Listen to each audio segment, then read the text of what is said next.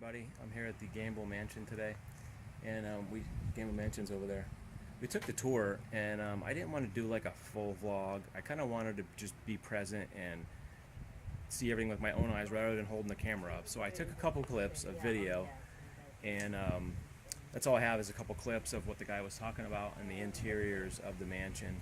And I'm just going to fling them together, so I hope you like it. It's just a little quick video of just the interiors of the Gamble Mansion, which was finished in 1855. Hope you like it. We'll see you later.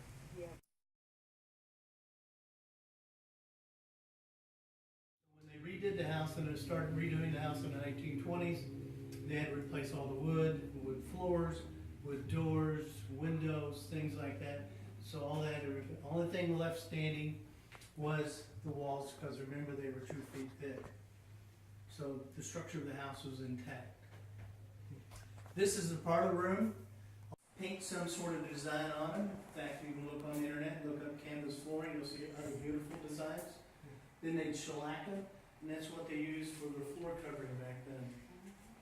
About this pot was you can set it on hot coals, then you can put hot coals on top. That way the bread would cook evenly on both sides. Coffee bean roaster, same way, get a hot coals, rotate it, roast your beans. This is a coffee grinder from that time. You put your coffee in there and grind your coffee up there. The 2 knives you see on the wall there were actually found here on the property during the 1990s when they did some archaeological digs. The one on the left is something you cut sugarcane with. The one on the right looks like some sort of butcher knife. Remember, they were self-sufficient here. What they ate, they either caught it, shot it, or they had to grow it.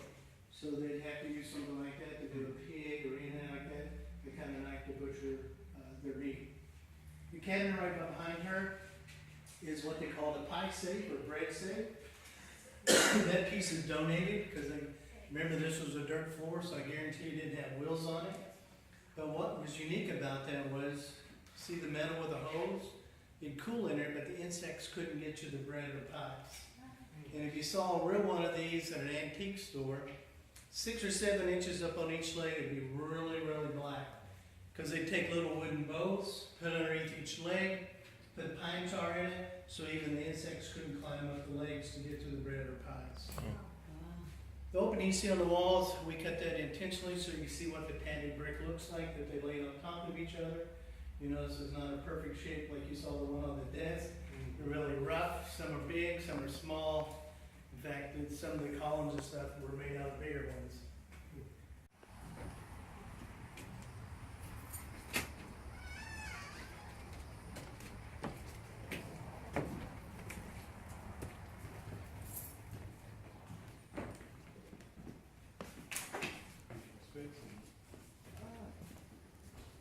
Now it's kind of strange to see a dining room table in a bedroom.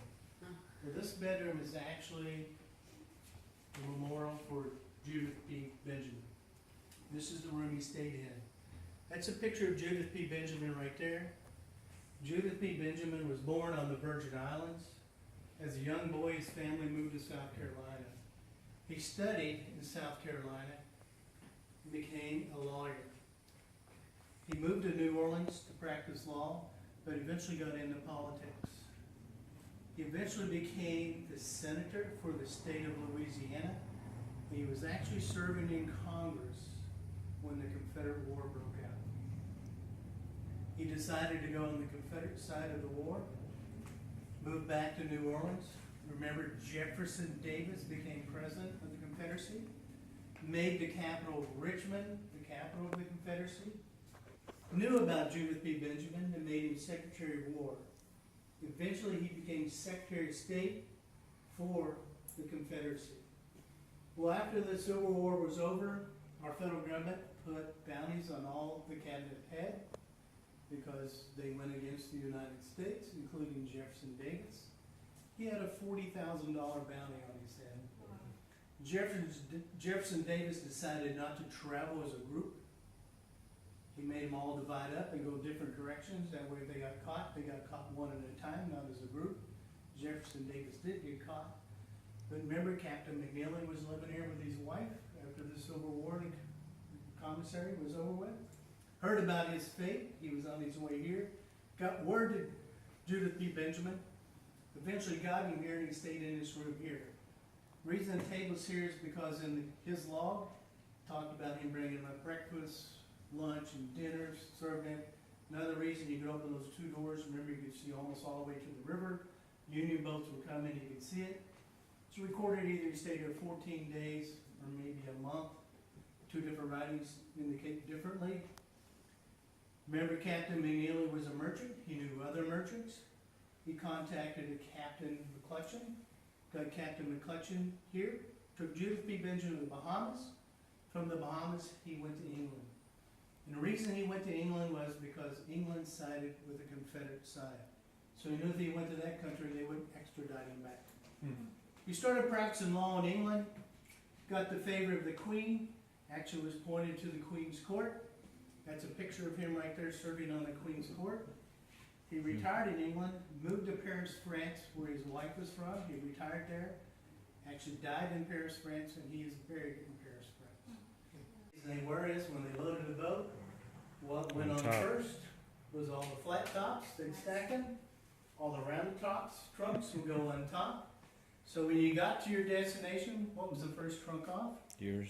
All the rounded top trunks. They load them on the horse and buggy, and they were probably at the destination before the last trunk came off the boat. Now, Robert Gamble, when he left here, he moved back to Tallahassee, I told you. He did get married.